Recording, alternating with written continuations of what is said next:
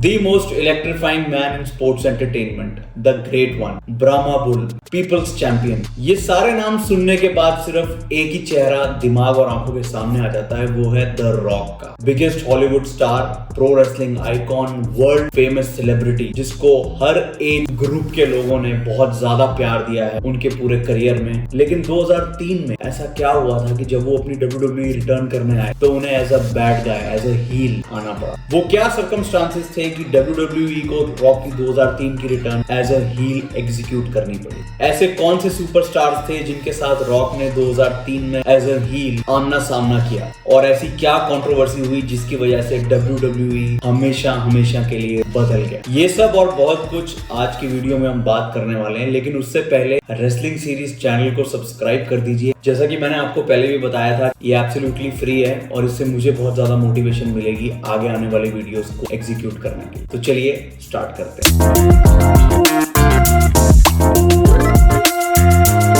1999 से 2002 तक रॉक ने WWE को अपने शोल्डर्स पे single handedly as a biggest baby face of the company carry किया था। 2001 वो ऐसा साल था जिसके अंदर रॉक ने ये डिसाइड किया कि वो अपनी हॉलीवुड जाने की एस्पिरेशंस को पूरा करेंगे। उसी साल 2001 में रेसलमेनिया 17 में जब वो स्टोन कोल्ड स्टीव ऑस्टिन से मैच हारे, तो उसी के नेक्स्ट डे रॉ में उन्हें रीमैच दिया गया और वो रीमैच हारने के बाद रॉक ने डिसाइड किया कि अब वो एक WWE से छोटा सा ब्रेक लेंगे और उनकी फर्स्ट एवर जो मूवी थी मम्मी रिटर्न्स, उसको शूट करने वो हॉलीवुड चले गए। दोस्तों, ये वो दौर था WWE का जिसे हम एटीट्यूड एरा के नाम से भी जानते हैं। इस टाइम पर जो भी WWE यूनिवर्स के फैंस थे वो अपने हीरोज को लेके बहुत ज्यादा इमोशनल हुआ करते थे। उन्हें सिर्फ यही लगा करता था कि जो भी ये रेसलर जो कैरेक्टर प्ले कर रहा है वो सिर्फ रेसलिंग ही करे, ऑल्टरनेट करियर ऑप्शंस के बारे में ना सोचे, बिकॉज ऐसा करने पे उन फैंस को एक बिट्रेयल वाली फीलिंग आनी स्टार्ट हो जाती है। सो जुलाई 2001 में रॉक की होती है वापसी WWE में और फैंस ने उन्हें एज अ बेबी फेस फिर से एक्सेप्ट किया, यही सोच के कि अब रॉक कहीं नहीं जाने वाले हैं और अब वो लंबे समय तक WWE में ही रहेंगे। लेकिन ऐसा नहीं हुआ। 2002 में जब रॉक ने अपनी अनडिस्प्यूटेड चैंपियनशिप बेल्ट डिफेंड करी ब्रॉक लेसनर के साथ समर स्लैम में, उससे पहले कई न्यूज और रूमर्स वगैरह स्टार्ट हो चुके थे कि रॉक एक और ब्रेक पे जाने वाले हैं और वो भी अपनी अगली मूवी शूट के लिए हॉलीवुड। लेकिन ये चीज फैंस को इस बारी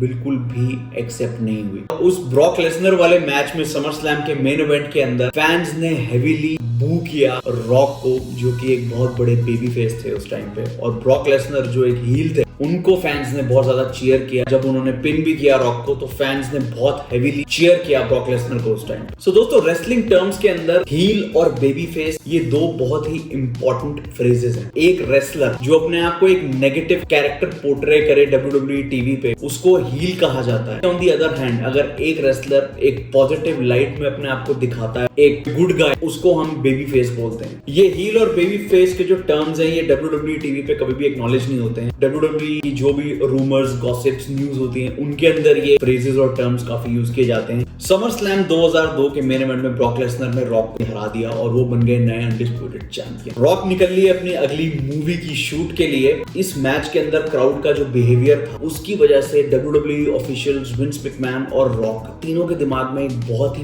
ब्रिलियंट आइडिया। वो आइडिया ये था कि अब अगली रिटर्न जब रॉक करेंगे, उस रिटर्न के अंदर रॉक की जो ओवरऑल प्रेजेंटेशन होगी वो एक बहुत ही फ्रेश तरीके से WWE टीवी पे रखी जा सकती है। और वो फ्रेश प्रेजेंटेशन क्या थी? As a heal. बिकॉज 1999 वो साल था जब लास्ट टाइम रॉक एक हील के फॉर्म में सबको दिखे थे और अब 4 साल के बाद जाके एज अ हील रिटर्न करने वाले थे। तो दोस्तों, जनवरी 2003 की बात है। स्मैकडाउन का एक एपिसोड था। उस एपिसोड के अंदर विंस मैकमैन ने ये डिसाइड किया कि हल्क होगन का जो मैच नो वे आउट में होने वाला है, उनके ओपोनेंट होंगे द रॉक। और ये रॉक और होगन के बीच में 11 महीने के अंदर दूसरा मैच होने वाला था। बिकॉज 2002 में रेसलमेनिया 18 के अंदर रॉक ने हल्क होगन को हरा दिया था। रॉक ने उस स्मैकडाउन के एपिसोड में वाया सैटेलाइट एक बहुत ही बढ़िया प्रोमो कट किया। फरवरी 2003 में हम पहुंचते हैं नो वे आउट के पेपर व्यू पे। बहुत ही स्लो एंट्रेंस म्यूजिक, आर्म के ऊपर समोन टैटू, बॉल्ड हेड और बॉडी लैंग्वेज में एक अलग ही तरीके का एरोगेंट, एकदम प्रेजेंटेशन बदल चुकी थी द रॉक की। रॉक ने उस मैच में हॉलीवुड होगन को हरा दिया, लेकिन वो मैच फेयर एंड स्क्वायर नहीं था। दोस्तों, यहाँ से रॉक की ओवरऑल प्रेजेंटेशन के अंदर हमने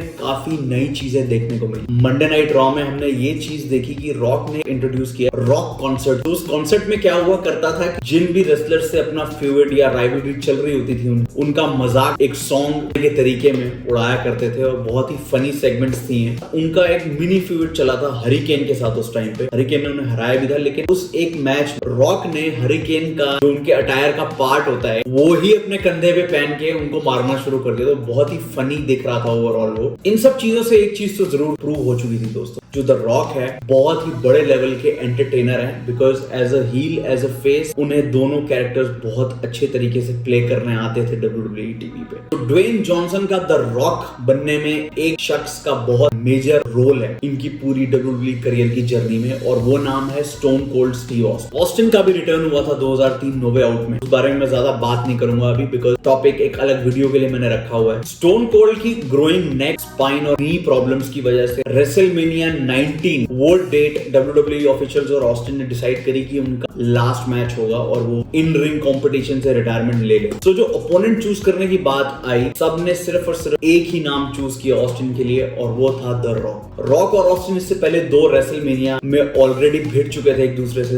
रेसलमेनिया 15 और 17 में, और उन दोनों ओकेजन्स पे स्टोन कोल्ड ही विनर थे। सो रॉक ने कभी स्टोन कोल्ड को किसी भी मैच में नहीं हराया। मार्च 30, 2003 सेफ्को फील्ड, सिएटल, वॉशिंगटन, रेसलमेनिया 19 एक हार्ड फोर्ट मैच हमें देखने को मिला ऑस्टिन और रॉक के बीच में। बैक एंड फोर्थ बहुत ही बढ़िया कंपटीशन था, और दोस्तों 3 back to back Rock bottoms के बाद फाइनली रॉक ने ऑस्टिन को हरा दिया। और कौन भूल सकता है वो हिस्टोरिकल और इमोशनल सीन WWE टीवी पे ऑफ स्क्रिप्ट जाके उन्होंने जैसे ही पिनफॉल एग्जीक्यूट किया ऑस्टिन पे, उन्होंने अपना सर नीचे रख के ऑस्टिन के कान में धीरे से थैंक यू बोला उन्हें उनके पूरे कॉन्ट्रीब्यूशंस के लिए रॉक के ओवरऑल करियर। कमेंट करके मुझे आप लोग जरूर बताना कि किस किस को ये ऐतिहासिक और इमोशनल मोमेंट रेसलमेनिया 19 से याद है। सो दोस्तों अगले दिन मंडे नाइट रॉ में रॉक एप्रिसिएशन नाइट एक सेगमेंट का अनाउंसमेंट होता है WWE की तरफ से, और रॉक वो ये बोलते हैं कि अब मैंने सब कुछ अचीव कर लिया है WWE में। एक चीज बची थी, वो था स्टोन कोल्ड को हराना जो उन्होंने लास्ट नाइट रेसलमेनिया में किया, और अब वो पीसफुली अपनी मूवीज शूट करने के लिए हॉलीवुड जा सकते हैं। लेकिन उसी टाइम एंट्री होती है बिल गोल्डबर्ग। गोल्डबर्ग का वो डेब्यू था रॉ आफ्टर रेसलमेनिया में। 1 साल की डील उन्होंने WWE के साथ साइन करी थी उस टाइम पे। गोल्डबर्ग ने आते ही रॉक को दे दिया स्पीयर, और इन दोनों का मैच सेट होता है नेक्स्ट पेपर व्यू में, जो कि था बैकलैश। जैसा कि मैंने आपको बताया कि ये एटीट्यूड एरा के जो फैंस थे ये बहुत ज्यादा प्रोटेक्टिव